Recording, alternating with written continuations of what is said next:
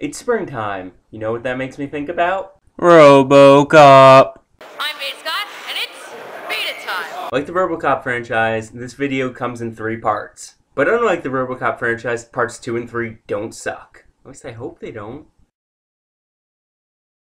My main association between the two is that for holidays, I don't know if anyone else does this, but I like to watch 80s action films, and I find that Robocop is the perfect Easter film, because Murphy is basically Cyborg Jesus. He's a man that dies for our sins and then is resurrected to save us all. During Murphy's death scene, the bad guy spread his arms out like this in a cross position. He then receives a nail to the center of his right hand, and by nail, I mean shotgun blast, and by center of right hand, I mean his entire right hand and part of his arm. Murphy's then shot in the chest a bunch, we'll say 33 times, and then receives his crown of thorns via a headshot. My friend Andrew's analyzed the film a lot more and has come up with some interesting comparisons to the Gospel of Matthew between Jesus' Sermon on the Mount and Robocop's unveiling, and Robocop performing miracles and Jesus stopping crime. I have 2 really good memories of Robocop. The first one takes place in high school, which I know good memories in high school is an oxymoron, but bear with me. So junior year, I ended up getting stuck taking this computer course, and the school had said it might be really difficult for me because I didn't take the prereq typing course.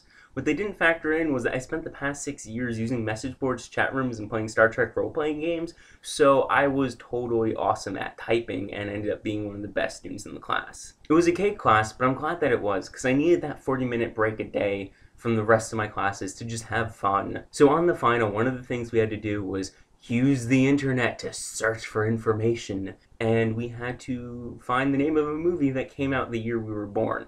Now, most people went with, oh, I'm going to go with the movie that won the Oscar, or I'm going to go with the highest grossing film, which I'm like, that's stupid. That's so easy to do. You should pick something more fun.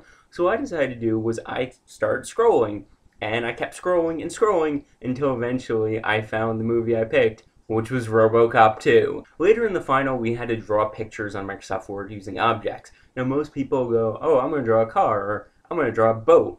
They're going to do something simple like that. Now, I'm not most people, so I decided I'm going to draw Robocop.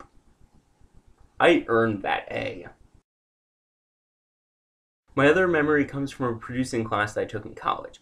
Our guest lecturer really liked to use Robocop as an example. The average film can take 6 or 7 years to go from the germ of an idea to a film that you see in theaters. So for every day, for 6 years, the producers of Robocop would wake up in the morning, look themselves in the mirror, and go, what is one thing I can do today? One little thing to get us a step closer to making Robocop happen. And because they did that every single day for 6 years, that movie happened. I love that little story because it taught me that no matter how trivial or stupid people think your dreams are, you have to fight for them. Every single day when you get up, you have to find some way to fight, to gain that inch of ground, to get one step closer to making your dreams happen. You have to fight for it. So that way, 25, 30 years from now, some schmuck on the internet will spend way too much time making a video about how awesome your movie is. Reboot this video and tell me what your favorite Robocop memory is. If you don't have one, tell me what your favorite 80s action film memory is. If you don't have one of those, what's wrong with you? Seriously.